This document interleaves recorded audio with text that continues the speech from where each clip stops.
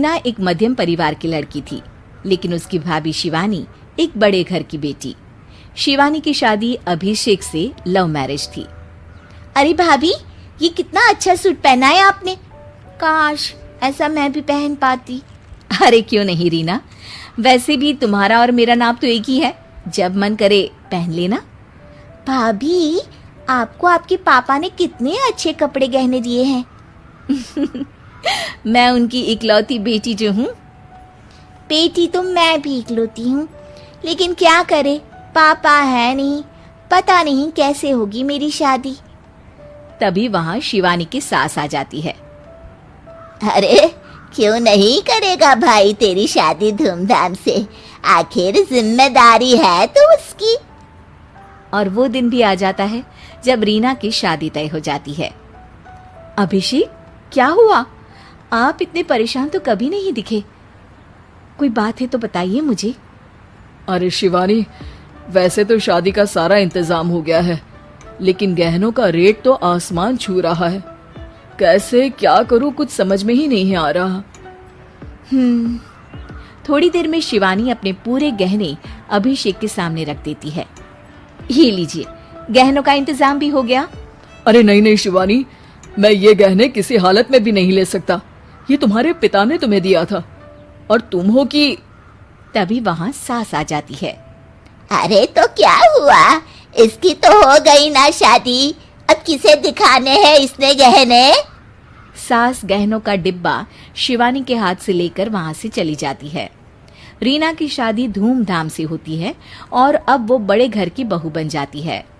वहीं रीना की शादी के बाद शिवानी और अभिषेक उसकी शादी के कर्जों से डूब जाते हैं। मैं सोच रही हूँ नौकरी करनी शुरू कर दूँ, वैसे भी पढ़ी लिखी हूँ, आपकी थोड़ी मदद भी हो जाएगी। वैसे शिवानी, कुछ दिन कर लो तो अच्छा ही होगा, क्योंकि ज़रूरत भी है। अब शिवानी भी नौकरी करने लगती है और घर खर्चे में अभिषेक का हाथ बटाती है। एक दिन शिवानी, रीना का फोन आया था, कह रही थी कि आने वाले त्योहार में उसके ससुराल जाना है। ठीक है माँ। अरे ठीक तो है, लेकिन एक काम कर लेना, उसके सास ससुर से लेकर पूरे खानदान के कपड़े मिठाइयाँ सब ले आना, और हो सके तो रीना के लिए छोटे से कान में पहनने के बूंदे भी। और क्या है ना, शादी में उसे सारी बड़ी बड़ी कान की ज्वेलरी दी थी, घर में पहनने के लिए तो उसके पास कुछ भी नहीं है। शिवानी सोच में पड़ जाती है कि वो क्या करे, क्योंकि कर्जों और घर के खर्चों के बाद तो पैसे बचते ही नहीं थे। शिवानी फिर अपने पिता को फोन करती है और उनसे पैसे मांगती है। देखो शिवानी, मैंने तुम्हें शादी के वक्त ही मना किया था कि ऐसे घर में शादी करनी ही नहीं चाहिए। अरे अभिषेक को शर्म आनी चाहिए जो ससुराल से पैसे मंगवा रहा है। शिवानी को पिता की बात पर गुस्सा आ जाता है। आप मेरे पिताजी हैं और मैं परेशान थी, इसलिए आपसे मदद की उम्मीद की पापा। अभिषेक को तो पता भी नहीं है कि मैंने आपसे पैसे मांगे हैं। शिवानी सोचती है कि वो अभिषेक से बात करे, लेकिन फिर उसे लगता है कि वो टेंशन ले लेगा।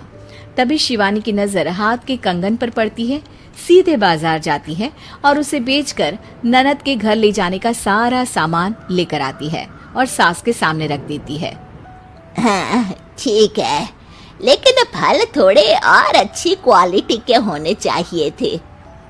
शिवानी कुछ नहीं कहती, वहां से चली जाती है। एक दिन शिवानी, रीना का फोन आया था, बहुत रो रही थी। क्यों माँ, क्या हुआ? सब ठीक तो है ना उसके ससुराल में? अरे तूने तो उसकी नाक ही कटवा दी। अब मैंने क्या कर दिया माँ? कह रही थी कि बड़े घर की बहू है भाभी, जो कपड़े दिए वो ब्रांडेड भी नहीं थे। तू तो जानती है ना उन लोगों का पहनावा कितना अच्छा है। तू तो मेरी बेटी का भला कभी सोचती नहीं।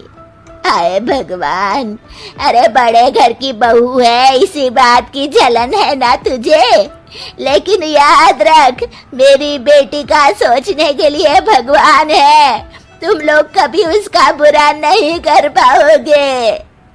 अब शिवानी के मन में सवाल था कि क्या ईश्वर सिर्फ रीना के साथ है उसके साथ नहीं, लेकिन उसे सुकून था कि वो अभिषेक के साथ उसकी जिम्मेदारियों को निभाने में बराबरी की हकदार है।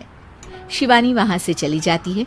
वो सास से कुछ नहीं कहती, क्योंकि अमीर घर की बहू बनकर रीना को भले ही सुकून ना हो, लेकिन गरीब घर की बहू बनकर शिवानी खुश है, क्योंकि खुशी पैसों से नहीं परिस्थितियों पर निर्भर करती है।